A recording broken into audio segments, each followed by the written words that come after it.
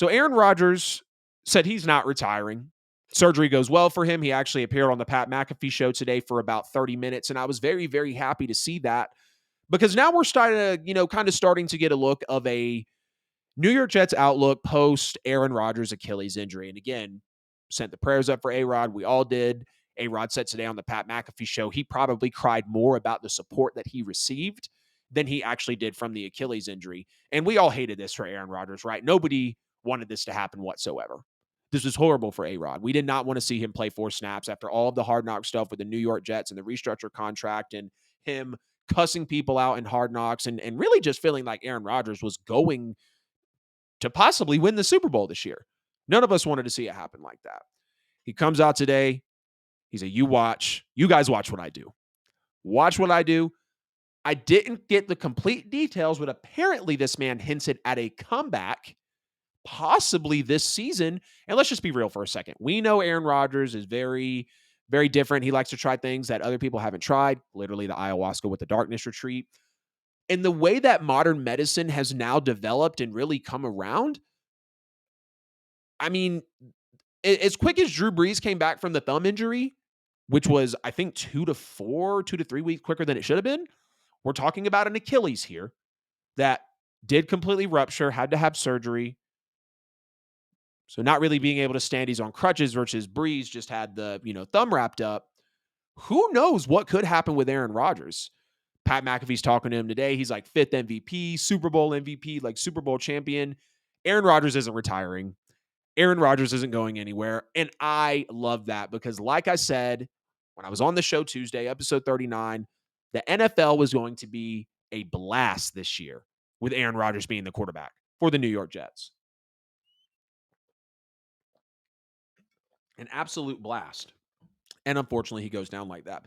So let's get into a New York Jets outlook post Aaron Rodgers injury. Gonna have a little bit of fun here as we talk about the quarterback replacements for Aaron Rodgers. They've made it very clear that Zach Wilson is going to be QB2. He's already mentioned about the big bro mentality that he looks at, with Aaron Rodgers, about how Aaron Rodgers really mentored him. A-Rod said today on the Pat McAfee show that he's very confident in Zach, and more than anything, Zach is confident in himself. So you got to love to see that. I mean, he played as well as he really could have against the Buffalo Bills on Monday Night Football and won in the middle of a very highly emotional game.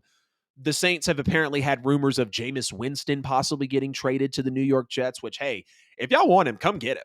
I got respect for Jameis, but he's clearly not it. We only got to see him with a 5-2 record with Sean Payton before he tears the ACL, unfortunately, against his former team. We got Derek Carr. Of course, Jake Hader is suspended. But even, with Taysom Hill, I think we're good at the QB position. And realistically, even if the Jets were to look in on Jameis Winston, I really think you're better off with Zach Wilson because you know what Jameis is. Yes, he's big-armed. Yes, he's bigger-bodied, but he is older.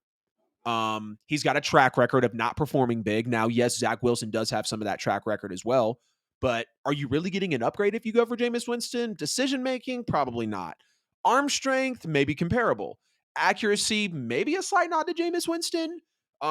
Do we even know if either of them are true leaders? Like we've heard, yes, of course, with the Saints, Jameis stepped up into that occasion, but that was a different environment with a very much well better ran franchise than the Tampa Bay Buccaneers. If he went to the Jets, is he really still getting in that good culture that kind of turned him around in a way? I'm not praising Jameis at all, but the Saints fans have seen what they've seen with him, and the Bucs fans know what Jameis is as well. Colin Kaepernick's agent apparently reached out to the New York Jets, let the New York Jets know that he was available, and I respected the hell out of this move. I still hope that Colin Kaepernick can get another shot in the NFL. I understand him kneeling. His whole political thing was, big for a lot of people and really kind of started a movement, right? It made big headlines, big headlines. But to know that Cap is still trying to work out in some instances, obviously he's had these kind of weird, interesting, egregious NFL workouts where he was holding them in himself and then he didn't have a workout at time. And just his overall structure of them is kind of interesting as we do see the slight trickling of news over the months and, past few years, the very slight bit of news that we've heard about Colin Kaepernick. But, from what I remember from him, I mean, he was kind of Deshaun Watson-esque. I'm not saying he's Deshaun Watson, but big guy, big arm, could run, could throw on the move, would run you over. Hell of an athlete, but we haven't seen Kaepernick in a very, very long time. So we don't know what that could come down to. We've had the talks of Tom Brady possibly coming back. And the biggest X factor is Nathaniel Hackett's system. This is a Nathaniel Hackett coordinated offense with a defensive minded head coach in Robert Saleh. Would Tom Brady really be able to fit into that type of scheme? We're not really sure. Is that a risk they want to take? Tom Brady's already retired. He said he was done. This was just a stretch, of course. It would be crazy to see if Tom Brady came back out of retirement to play for the New York Jets, but would it really be able to mesh? I really don't think so. Just again, we're kind of having fun here, doing some entertaining. Some people have said Matt Ryan as well, which maybe would be the more formidable option, but that guy's in the booth. He got mishandled horribly in Indianapolis. He probably doesn't even want to play football anymore because of how the way the damn Indianapolis Colts handled him. So sad. Nobody deserved that. Horribly mishandled. Should have just stayed with the Falcons. I hated that the Falcons gave him up for it to play out like that, but I'd been saying that the Vikings or the Colts needed to sign Matt Ryan because Matt Ryan's a baller. He can win you football games. He was a top 10 to 12 quarterback in this league when he was playing in for most of his time.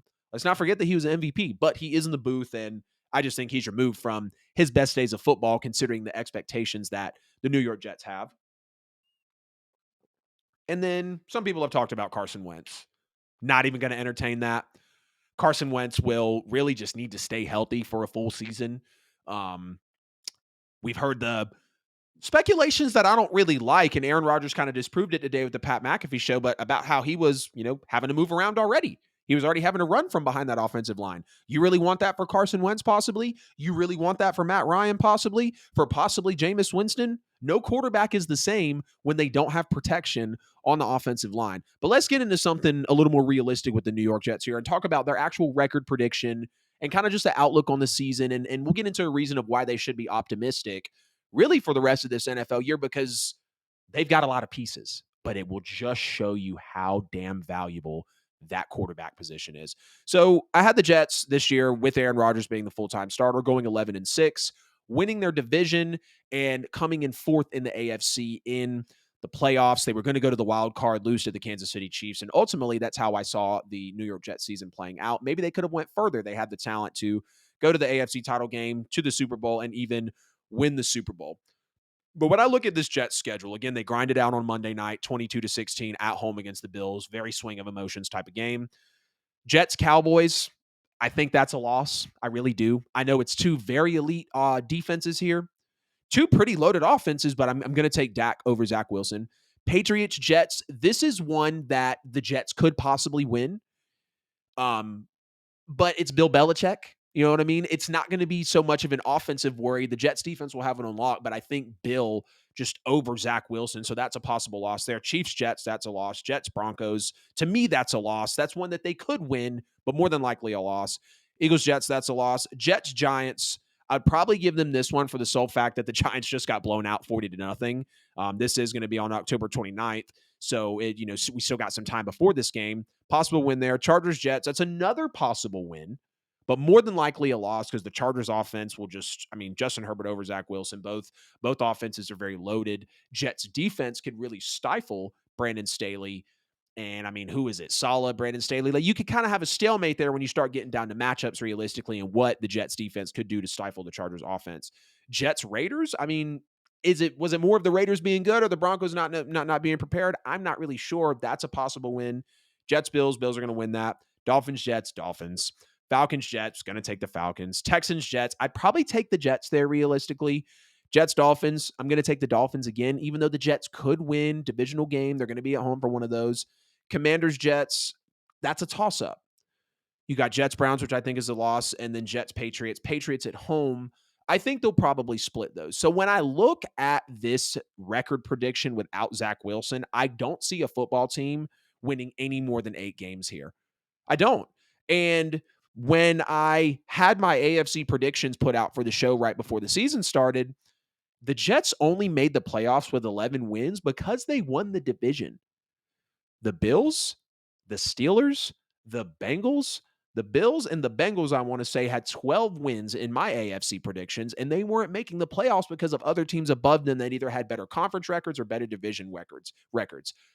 12 wins wasn't even possibly getting you into the AFC postseason. So there's absolutely no way that it's going to get you in if you have 8 wins, even if you had 9 wins.